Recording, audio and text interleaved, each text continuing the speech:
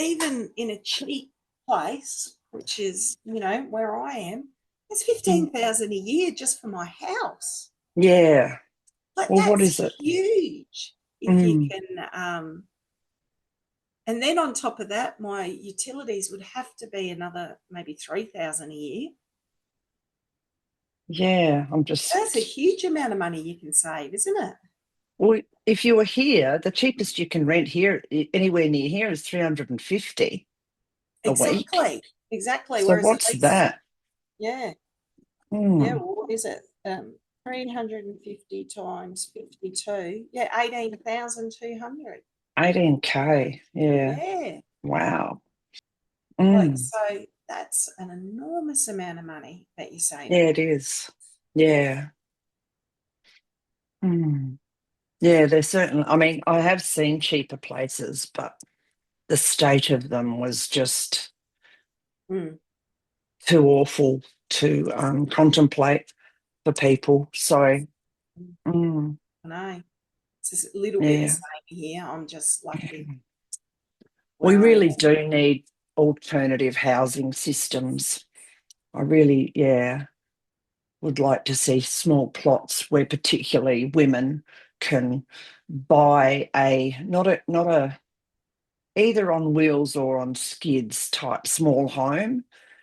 And yeah, just worries me when there's been certain things in the news where older women have been so severely attacked for no reason, and they shouldn't be out on the streets and homeless in the first place. So I just don't know where to start with that. Mm.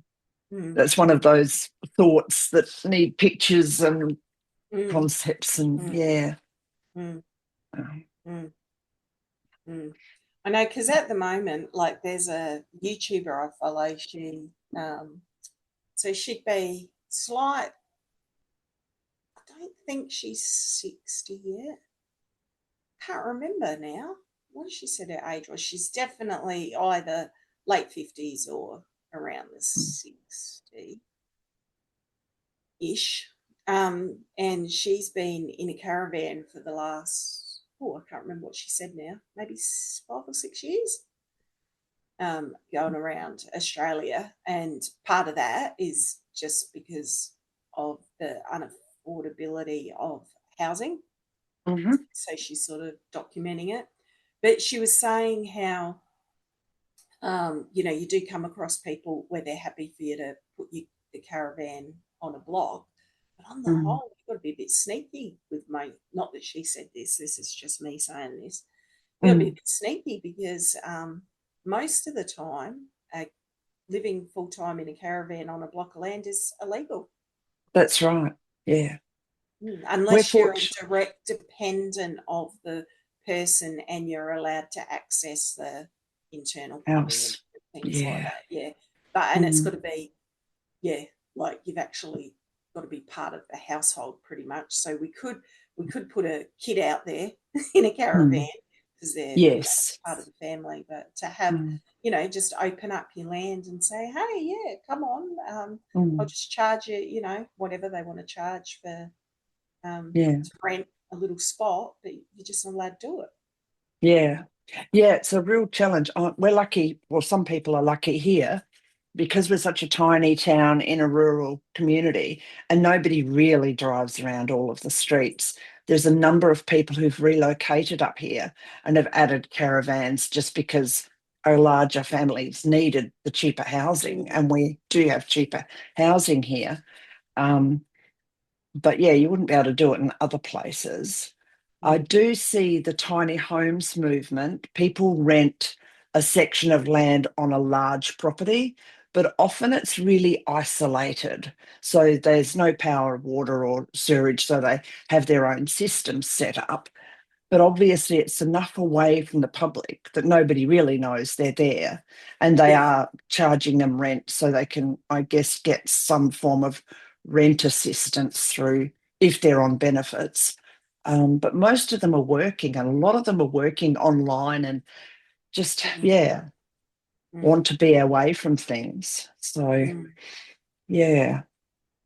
And if your neighbours see it and aren't happy with it, then They Well, complained and most, get ousted. Like I was watching, I don't know whether it was, not sure whether it was 60 Minutes or whether it was just somebody documenting it.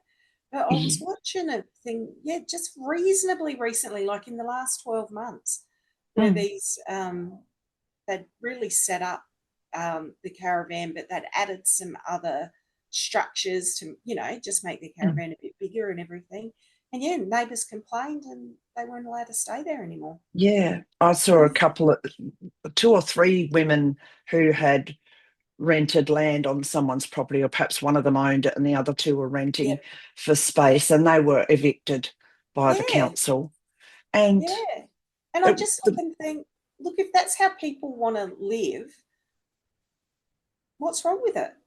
yeah, mm, I guess part of what they say is, they worry about children, etc. But it's like, well, isn't that a safer environment for a child in a temporary but stable position rather than having to live in a car or yeah, in a tent under a, like in Brisbane, apparently, like there's just yeah.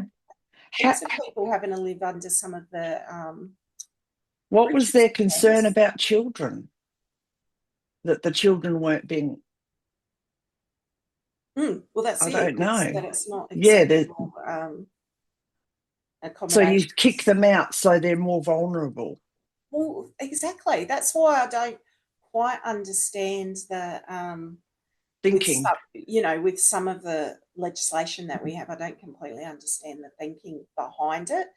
Mm, That's how do we protect the vulnerable in our society yes, because if they're in without, a tent, there's no protection at all. mm, or if they're Yeah, in a car? Like, car. I know Yeah. there was one lady I saw. This is probably 2 or 3 years ago now, and I've got no idea how I came across the video, but she was out of Geelong somewhere, and Could her and that be her cold? son were living in a car. It was Mm, wherever they could find somewhere for the night. mm, That was yeah. all they could do. Mm. And do you couch surf when you've got kids? I mean, Well, it's harder, isn't it? yeah. I came close to homelessness when I was a mother, but the only time I've really been at a critical point would have been when I was single, which is easy enough. And I bought a 16-foot really old caravan. It was a piece of crap, but I was able to put it at a caravan park. So you're not allowed to do that anymore in most No, places. there's not very many caravan parks where you're able to have a permanent site. Mm. And It's only if you, they're changing the rules in a lot of places. In Sunshine Coast, Queensland for sure, the caravan parks, all the caravan parks near the coast, have to essentially, their permanents that they've got there that live there or permanently rent, those properties or assets cannot be sold on. oh wow. Yeah, they're just changing the rule late this year. I'm seeing a whole heap of them come up on Marketplace, and I'm like, well, no, I wouldn't buy that because I've already heard the news that they're not going to be able to be sold on.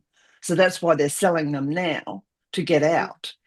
And yeah, so you can stay there for life. But if you've got to go into a home, you can't sell it to use the asset to pay for your home. Mm. You either remove it at your cost or it gets demolished by the caravan park. Mate, so no wonder there's so many that they sell, but they have to be moved because you Mm, see them come up a caravan with a hard annex. annex, the hard annex, but then it's like for sale for often very cheap, like Mm, really nice setups for say $5,000 or $10,000, but then you read it, mm, but has to be taken away at mm. the At buyer's purchaser's cost. cost. Yeah. Mm, yeah. So that's why, because I'd look and think, well, I wonder why you have to take it away, but that's Yeah. obviously why, because Mm, there's changing legislation here and there and yeah. everywhere. So it's only if you know the caravan park owner and he's a bit dodgy, he or she's a bit dodgy or something, that you're able Yeah. to stay there. I And they do know probably, somebody that's at a caravan park, and I was talking to him mm, recently, and or recently, I was talking to him 6 months ago, um, but he's just like, yeah, I don't know how they're doing it because technically we're not allowed to have permanent sites, but we have. Mm. Yeah. So he Mm. was speculating, do they, for the books, move them around to different sites on the Yep. books or something? Oh my goodness, we used to do that with parking cars in West Perth when I worked there. Yeah, okay. Go out every 2 hours and everybody swaps spots. But Mm, yeah, it's only going to make it harder for those that are at risk.